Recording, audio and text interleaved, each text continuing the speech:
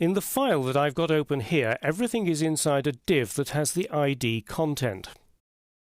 There's a 20-pixel semi-transparent border around the div, and the image is a background image.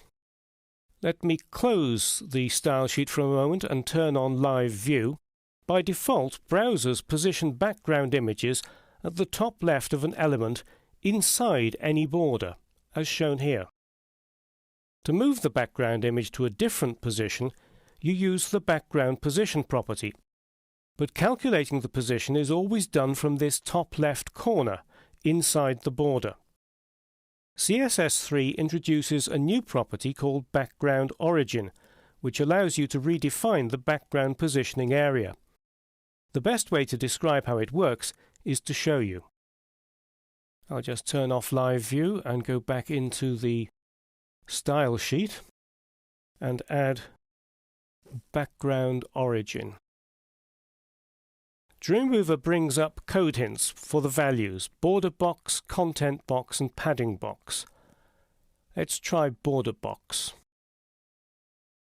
The background origin property is supported by the latest versions of all browsers, but Firefox 3.6 used a slightly different syntax. So to keep Firefox 3.6 happy, I need to put in a different version with the vendor-specific prefix. Vendor-specific prefixes must always go before the standard property, so the correct version takes precedence in browsers that support it. So it's -moz, and it's background origin. And you'll see the reason for using the code hints here. Firefox 3.6 uses border rather than border box. Right, let's just test that out in Live View. You see that what has happened now is that the background image is painted underneath the border. So you can see the background image through the translucent border. If I temporarily disable my background repeat, no repeat property, you'll see that the background image tiles and it covers the entire area and it goes underneath the border. Now that's quite normal for it to go underneath the border. Backgrounds always stretch underneath the border. The difference is that the position from which the image starts is now at the edge of the border rather than inside the border. You'll see the implication of this a little later in the video. Let's re-enable that and go back into the style sheet and try one of the different values for background origin. Content box, and for the vendor specific property it is content. Here the background image begins inside the padding at the point where the content begins, but as you can see it stretches beyond the padding on the right hand side. So if you want a background image just behind an element's content, you need to choose an image of the appropriate size. Again, let's see what happens when I turn off background repeat, no repeat. What's happened is that the image has tiled and it now covers the whole background to the div.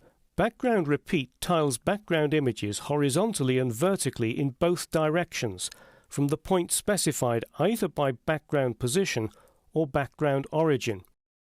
And what's happened here is that the top left of the background image is here inside the padding, and that's the starting point.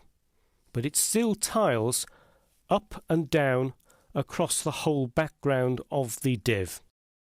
Let's re-enable that rule. Go back into the style sheet and we'll now try the final value, which is padding box. And for the vendor specific property it needs to be padding.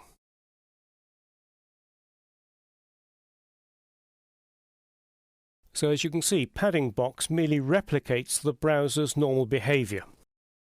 Let's disable background repeat, no repeat again. As I mentioned earlier, backgrounds always stretch under the border.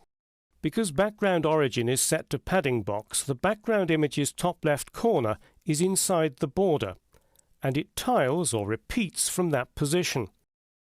With opaque borders this doesn't matter, but if you want translucent borders, background origin plays an important role, and you probably want to set it to border box. Since padding box merely replicates the browser's normal behavior, there's really no need to use it. But using background origin with border box or content box offers a quick and easy way to position background images without the need to calculate horizontal and vertical offsets for background position.